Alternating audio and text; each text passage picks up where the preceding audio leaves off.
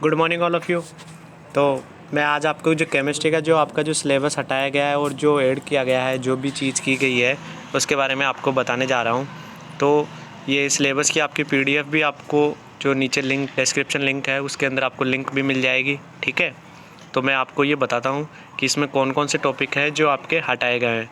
आपका 40% सिलेबस कम कर दिया गया है गवर्नमेंट की जो गाइडलाइन है उसके, क्योंकि ये कोरोना की वजह से, ठीक है। तो इसके अंदर आपका जो सबसे पहला पार्ट है ठोस अवस्था, जिसके मैंने आपके सारे वीडियो सारे डाल दिए हैं और आपने ऑलमोस्ट पढ़ भी लिए होंगे। तो उसके अंदर से जो लास्ट के जो दो टॉपिक थे, ठोसों का विद्युतीय चुंबकीय गुण और जो पराविद्युत गुण, ठीक है, ये दोनों हटा दिए गए हैं।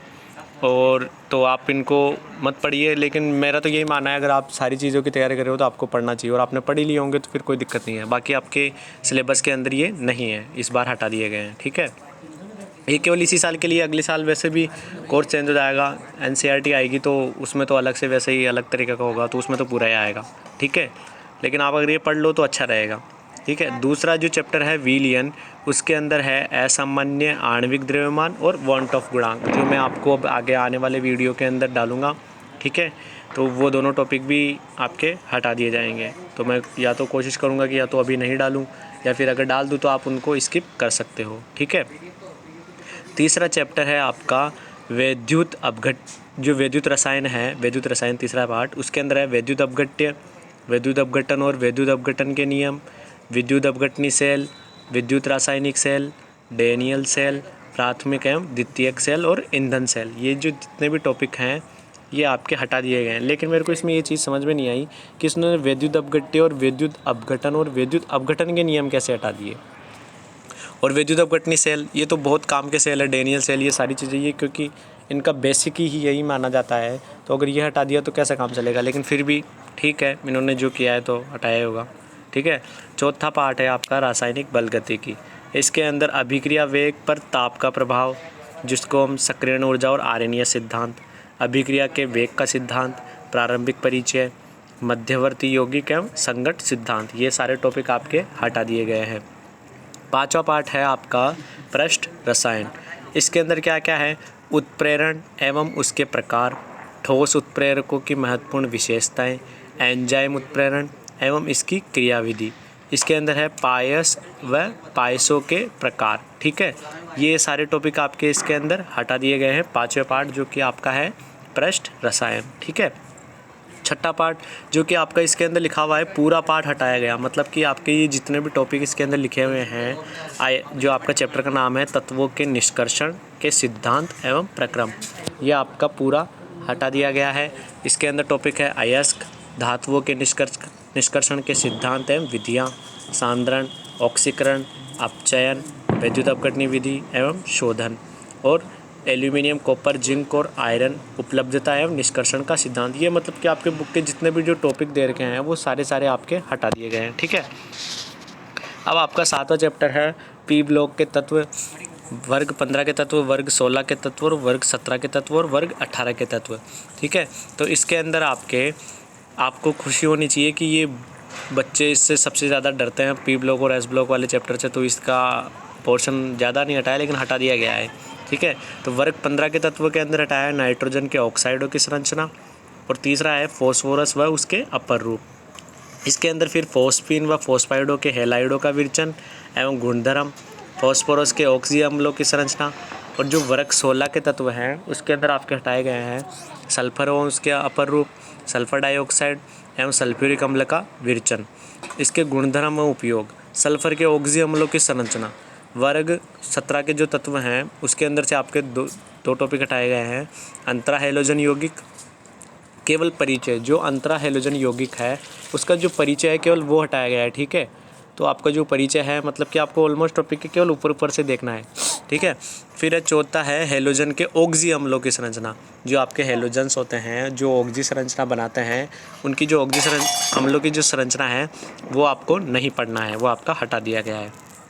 वर्ग 18 के तत्व हैं, उसके अंदर जो जिनोन के यौगिक है, जिनोन के जो भी यौगिक हैं उसकी सारी जो रिएक्शंस है, स्ट्रक्चर है, उनके जो जो गुणधर्म है वो सारी चीज़ें आपको नहीं पढ़नी है, ठीक है।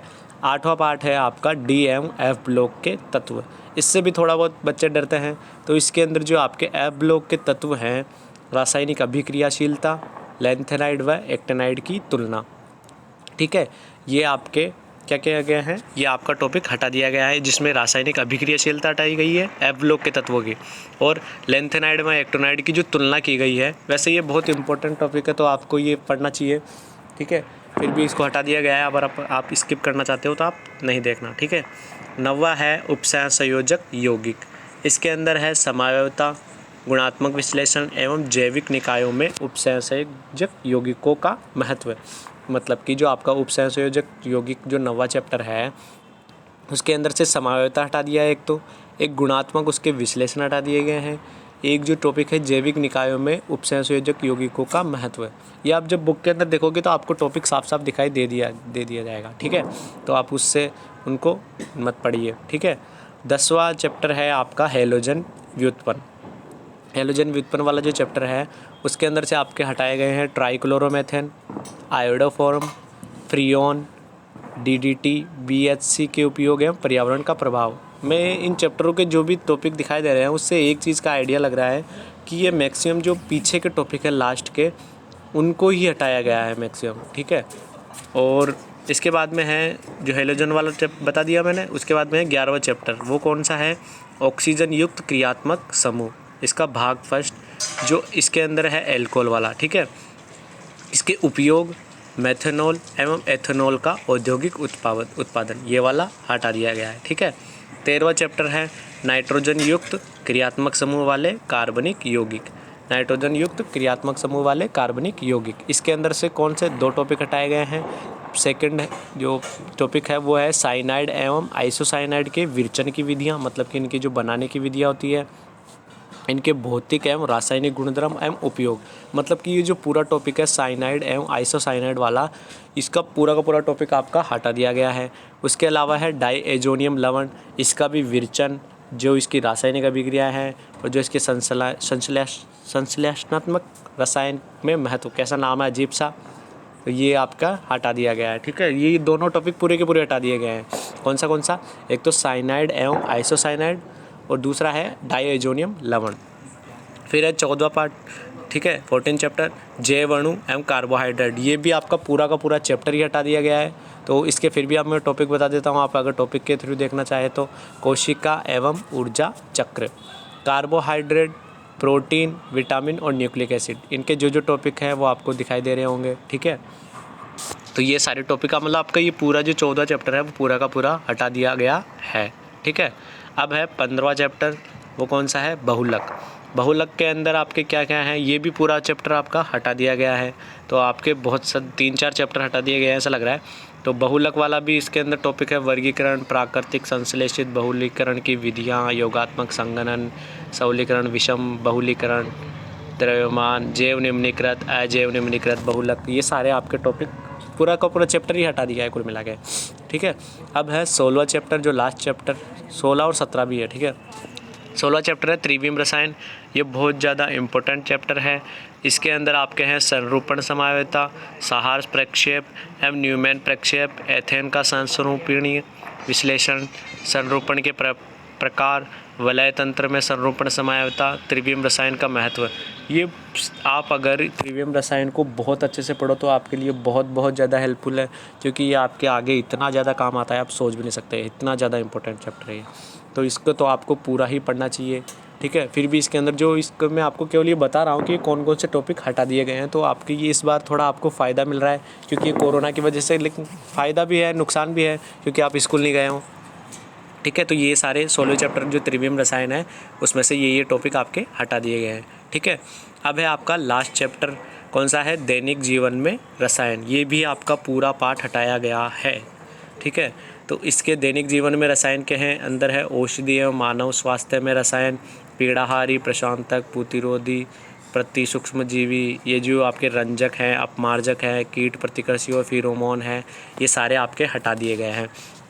मतलब कि आपका जो चैप्टर 17 और चैप्टर 15, चैप्टर 14 और चैप्टर कौन सा हो गया 6, मतलब कि आपका 1, 2, 3, और 4 चैप्टर आपके पूरे के पूरे हटा दिए गए हैं। ये वैसे थ्योरी के चैप्टर हैं, उन्होंने कोशिश की है कि जो बच्चे को थ्योरी वाले चैप्टर जो रटने जो जिनका यूजेज ऐसे नहीं आता काम में, आगे आपके दिक्कत नहीं आए, वो वाले चैप्टर इन्होंने हटाए हैं। ठीक है, तो आप इसके लिए इतना परेशान होने की ज़रूरत नहीं है कि हमारे को आगे बहुत ज़्यादा दिक्कत आएगी। इन्होंने केवल वही वाले चैप्टर हटाए हैं जो आपके आगे कम, जिनका वेटेज होता है, इतने उपयोग में नहीं आते वो।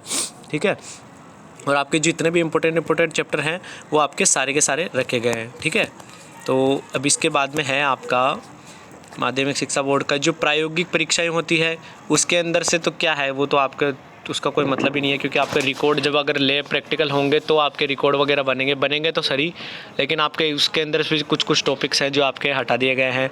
जैसे अकार्बनिक लवणों के मिश्रण का गुणात्मक विश्लेषण, इसके अंदर 2 बताए हैं, अम्लीय मूलक और क्षारीय मूलक, इनके अंदर भी 2 और इसके अंदर 3 हटा दिए गए हैं। फिर है कार्बनिक यौगिकों का विरचन, इसके अंदर जो एसिटेनाइड, पैरानाइट्रो एसिटेनाइड, आयोडोफॉर्म, इनको हटा दिए गए हैं। ठीक है, विषय वस्तु पर आधारित प्रयोग। ठीक है, और इसके अंदर से आपका पृष्ठ रसायन, सोल, टिंडल प्रभाव, पाइसीकरण, विद्युत कण संचलन, ये आपके जो विषय वस्तु पर आधारित, और मतलब कि आप जो भी लैब में करते हो और जो भी आपको प्रोजेक्ट मिलता है उनके अंदर से क्या क्या टॉपिक आपके हटा दिए गए हैं वो आपके बताए गए हैं। ठीक है, वो आपकी स्कूल के जो भी टीचर होते हैं उस पर डिपेंड करता है कि वो आपको प्रैक्टिकल में क्या क्या देता है। ठीक है, उसके बाद में जो आपका जो अब बनकर, ठीक है, जो चीज़ें हट गई है वो तो समझ में आ गई। अब आपका जो बनकर जो सिलेबस आया है नया, जो संशोधित पाठ्यक्रम है, वो आपको बताता हूँ मैं। इसके अंदर क्या है, परीक्षा का समय वही 3.25 घंटे होंगे। ठीक है, वही 56 नंबर का पेपर होगा, वही स्कूल्स की साइड से 14 नंबर का सत्रांक होगा, कुल योग 70 और 30 नंबर प्रायोगिक के, तो 100 नंबर का पेपर आपका हो जाएगा। ठीक है, 30 नंबर प्रैक्टिकल के और 14 नंबर आपको स्कूल की साइड से जो सत्रांक जाते हैं, और 56 नंबर का वही पेपर, तो 100 नंबर का वो का वही पेपर होगा। बस टॉपिक हटा दिए गए हैं और आपके कितने 4 चैप्टर हटा दिए गए हैं। ठीक है, इसके बाद में जो आपका संशोधित करके जो आपका चैप्टर जो आपके जो आए हैं वो है ठोस अवस्था के अंदर, ये सारे टॉपिक आप देख लीजिए, विभिन्न बंधन बलों के आधार पर, मतलब कि लास्ट के 2 टॉपिक के अलावा पूरा चैप्टर ही है। ठीक है, और विलियन वाले में भी जो टॉपिक उसमें ऊपर हटाए गए हैं उसके अलावा आपके सारे टॉपिक दिए हुए हैं, जो विलियनों के प्रकार, विलियन की सांद्रता, इकाई, गैसों की द्रवों में विलीयता। ठीक है, वैद्युत रसायन वाला चैप्टर है। चौथा चैप्टर है आपका रासायनिक बलगति की, इनके आगे इनके नंबर भी लिखे हुए हैं। जैसे ठोस अवस्था 4 नंबर का चैप्टर है। अब 4 नंबर का है तो आप प्रीवियस ईयर के पेपर उठाइए और उसके अंदर से क्वेश्चंस देखिए कि भाई 1 नंबर का, 3 नंबर का कैसे क्वेश्चन आते हैं, या फिर 2 नंबर का और 1 नंबर के 2 ऐसे कैसे क्वेश्चन आते हैं, वो आप उसमें से देखिए, आपको उससे समझ में आ जाएगा। ठीक है, विलियन वाला भी 4 नंबर का चैप्टर है। वैद्युत रसायन वाला 5 नंबर का चैप्टर है। रासायनिक बलगति की भी 5 नंबर का चैप्टर है। पृष्ठ रसायन भी 5 नंबर का चैप्टर है। पी ब्लॉक के तत्व भी 5 नंबर का चैप्टर है। डी एंड एफ ब्लॉक के तत्व भी 4 नंबर का है। ठीक है, उपसंयोजक यौगिक का भी 4 नंबर का है। मैं इसको जल्दी इसलिए कर रहा हूँ कि आप इसके सीधी मैं आपको PDF दे दूँगा, तो उसमें से आप टॉपिक लगा के बुक के अंदर आप टिक लगा लेना कि भाई हमारे ये टॉपिक है, और या फिर जो हटाए गए हैं उनको हटा के बाकी सारा ही पढ़ना है। ठीक है, और 10वां चैप्टर है हैलोजन व्युत्पन्न, वो भी 5 नंबर का है। 11वां चैप्टर भी आपका 5 नंबर का है। फिनोल ईथर वाला, जो एल्कोहल फिनोल ईथर वाला है, वो भी 5 नंबर का है। 12वां चैप्टर आपका 4 नंबर का है। 13वां चैप्टर आपका 3 नंबर का है, और 16वां चैप्टर भी आपका 3 नंबर का है। ठीक है, तो ये आपके चैप्टरों का नंबर के अंदर डिवाइड हो गए हैं। ठीक है, और इसके अलावा आपका क्या है, रसायन विज्ञान प्रायोगिक पार्ट 2 है। उसके अंदर आपका आयतन विश्लेषण, द्विअनुपापन, ये भी जो प्रैक्टिकल के हैं, जो आपके होंगे अब प्रैक्टिकल। ठीक है, जो जिनका अनुभार है 11 number, 8 number, 4 number, 3 number, 2 number, ऐसा करके आपके टोटल 30 नंबर का हो जाएगा ये। ठीक है, तो ये आपका दिया गया है। तो ये आपका पूरा मैंने आपको बता दिया है कि आपका कैसे कैसे इसके अंदर आया है। ठीक है, तो आप इसको अच्छे से देख लीजिए। मैंने इसकी PDF है, जो साइड में आप नीचे डिस्क्रिप्शन लिंक में जो त्रिभुज बना हुआ होता है उसके नीचे आपको पूरी इसकी लिंक मिल जाएगी, तो वहाँ से आप इसको देखिए। बुक के अंदर आप इसके टॉपिक लगाइए और आपको ये पूरा समझ में आ जाएगा। ठीक है, तो ये मैंने आपको पूरा बता दिया गया है, इसका हटाया गया भाग। तो वीडियो अगर अच्छा लगे तो लाइक, शेयर और सब्सक्राइब ज़रूर करें। ठीक है, मेरा तो गले में दर्द हो रहा था इसलिए मैंने वीडियो नहीं बनाए थे, तो मैं कोशिश करूँगा कि आपको जल्दी से जल्दी वीडियो देखने को मिल जाएंगे। वीडियो देखने के लिए थैंक यू।